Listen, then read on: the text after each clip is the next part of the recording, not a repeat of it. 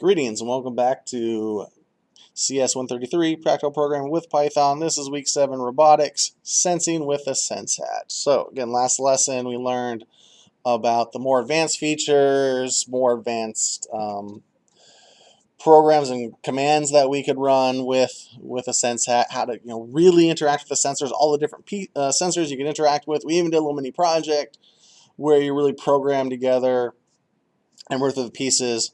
So this next piece we're going to talk about, because after this week you're going into building your project, is how do you really do some project planning. So we're going to go over a couple different aspects. One of the first one is you already kind of have a little bit done. You're going to make some modifications to the code, and you need to understand the code and then plan what you're going to do changes to the code. And then also I'll talk about another concept called pseudocode, where you'll write down essentially the directions of what you need to do, but the kind of in words that you could also turn into code. So let's get started on this. Our goal is to introduce students to the planning for a project and what you're going to do for the next few weeks. And then your success criteria, we're creating 4 new trinkets in Google Sheets and then adding them to the program below. Right, that's going to be your goal. So as you can see, it's important to plan this out. We'll go over this code in a little bit, but you need to change the trinkets on this to 4 of your own. Again, I'll kind of walk you through the concepts of this and then let you work on it. And then I'll also talk about the mini project. That will be the end of this week before we go on to the next couple weeks. So when you're done, you're going to go through this. So one of the few things, let's look over the code first. I'm just going to full screen this because there's a lot to it. And then I need to make it bigger so you can see it. But we have our standard import everything. We need time. That gives it a little pause between these, so it'll just flash really quickly. Sense equals sense hat. Again, taking all the sense hat commands, put them in S. And then we're creating all of our colors. Now we need to understand what we're doing. So if you want to add colors, you need to do a couple things, right? One, you need to create the color. So if I want orange or whatever, you type in orange equals. Now what you need to do is go to Google and figure out really what it is. I don't actually know that this is orange. But again, you need to go to Trinket, go to HTML, colors picker, and you can figure out what orange is. Get this code. Remember, you still need the parentheses on the outside, but these are the numbers that you need to create it.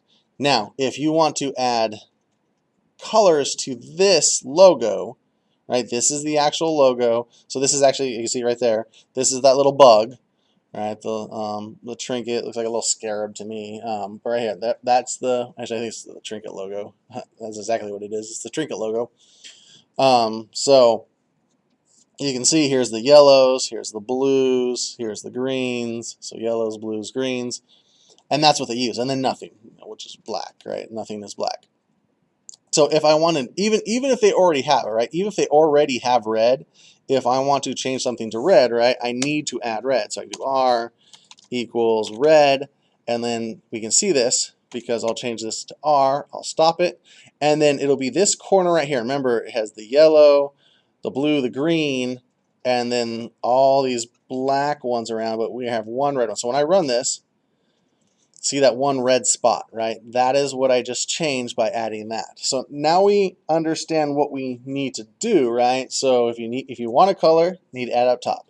If you want to use it in the specific trinket, then you need to actually add the color here.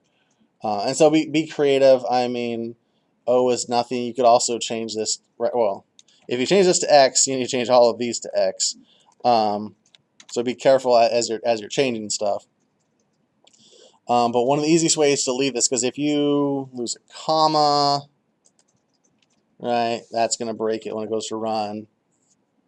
If you want to less, so the easiest way is to just leave it where it is and just change each of them as you go across. It's time consuming, but it will make sure that you have what we have. Now, how do you design this? So, I mean, this is just, you can change a bunch of colors, but that's not really a good project planning concept. So, I mentioned a spreadsheet. Create yourself a Google Sheet. I've already shrunk it, but basically, if you click in this top corner, this is kind of what it looks like beforehand. You click in the top corner, it selects everything, and you can select between the lines. Cursor turns into 2 arrows. Shrink it down to essentially see a cube over here, and now we have this. Now it's 8, so that's H, and then 8. This is the actual cube, so I can go ahead, and for ease, I'm going to put a border around it, and then again, you can go over here, H over, 8 down, and you're going to do this, and you have to do, you're going to do your math. 8 over, 8 down, 4 times, right? You do this 4 times, and then you create your object, right? So if I want black, I can highlight, make it black, and if I want to change it red, I can change it red, right? And you're just going through using this fill button over here to make your colors. Now, the other option to do it, and you can use a combination of them. If you use black, it's probably not going to work super well, but is to actually put the letter as well. So I can do B for black, or X, right? Because you might want B for blue, and X might be an easy symbol for it. But you're going to draw it out here, so you're not worrying about messing up the actual this, right? So instead of trying to draw it here and figuring out what, especially with all this stuff already here, if you just have this nice square, you can try, and you can also make changes to it real quick, right? If I'm trying to draw an R, and I find that it doesn't work, like that worked out okay, but maybe I can, oh, that doesn't work, right? You can play around with what you're trying to do to create that, and again, if you want to see what it looks like, you just fill it in, and you can see exactly what it's going to look like when you go to draw it. And you can leave stuff white, right? There is white. If you go back to this, white is all those, so you can use white in here as well if you choose so. But that's it, right? You're going to create these squares, fill them out, and then you come back here and go across. All right, so black, black, black, black, black, black, red, red, red, red, red, black, black, black, black, red, black, black, red, right? So you can see that's what just seeing what this is off my memory for each of these items. And you're going to do that for 4 of these. Now, for this exercise, if you know what you're doing and you understand everything, I mean, you can, but you got to be careful here, because like this right here, if you delete, because there's 5 of them, right? There's 5 of them. If you delete one of these, this is going to break, right? Because down on this line, it's looking for heart. All right, so if you delete this, it's going to break. Now, you can fix it just by, I delete these 2, and then I delete this. But if you want to rename something like equal sign, I made it a B. I want to call it just B. You have to go down, and everywhere that there's the equals, and it kind of helps you, you need to fix that as well. So for this project, you just need to go change, change, change, and change. Now, it's going to not necessarily be in the order that you want. So if you do some spelling like T-H-E, it's not going to necessarily be T-H-E over here, because this is the order: Trinket logo, plus sign, Raspberry Pi logo, Raspberry Pi logo, equal sign, and then it was heart, heart. So basically Trinket plus Raspberry Pi equals love, right? That was what they had here before. So if you want, the first thing you have up here is Raspberry Pi logo. So if you want that to go first, then you'd move Raspberry Pi logo over here. But again, this is planning. You need to plan out what you're doing and understand what the code is. So when you're doing this, you can think of, and in this case, Trinket logo is first. So that works out fine, but then it's the plus sign next, right? Trinket logo, plus sign. So you will have to reorganize stuff. Now, if you have 4 random trinkets, then add 1, 2, 3, 4. It'll show them in whatever it shows them, and that's fine, right? The point of this one is that project planning. You're taking the spreadsheet, you're doing a thing. If you go into web development, just game design, anything you're doing, you're going to want to think ahead. And this is just a simple example, but you want to think ahead of what you're going to do. Even if you're just writing a simple script, as we just did with those files, you want to kind of think ahead. So that brings us down to the concept of pseudocode. What do you need to do, right? So I need my imports. So import our libraries, right?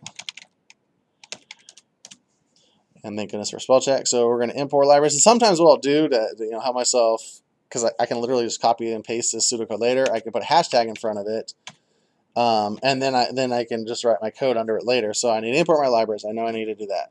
And well, let's pretend we're doing the pseudocode for the trinket that we just did up here, right? Where we needed to get the things, we got to get the temperature, get the colors, and blah blah blah. So basically, let's write it out. All right, we need libraries. We need to create the colors. We need to get the temp. And then in this case, let's say if we want while the temperature is less than 100, then we're going to go ahead and keep writing something, right? So we're gotta get the temperature first, right? So in order to do the while statement, if the temperature is less than 100, we need to get the temperature, right? So we get the temperature, and then we can say while temp is less than, and we can just write this out for now. We're not writing the pseudocode; it's light code. So while temp is less than 100, we're going to. You don't need to indent, but this would be indented because of Python. But while temp is less than 100, we need to write message,